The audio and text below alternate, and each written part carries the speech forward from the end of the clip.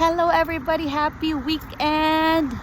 It's early morning here in Sweden. I hope maganda yung mga gising. Start the day with gratitude. Dito tayo papunta sa Saab Arena. Duty tayo to welcome the upcoming senior high school next year. So today may exhibit ang mga grade 9. So tayo mag-assist sa ating mga kababayang Pinoy dyan, dito sa mga karatig municipalities ng Linköping or dito kayo sa Linköping. Mga natin, English speakers also, you are welcome to see different schools holding exhibit today. So come and join us. Kahit mga grade 8 pa lang pwede, no?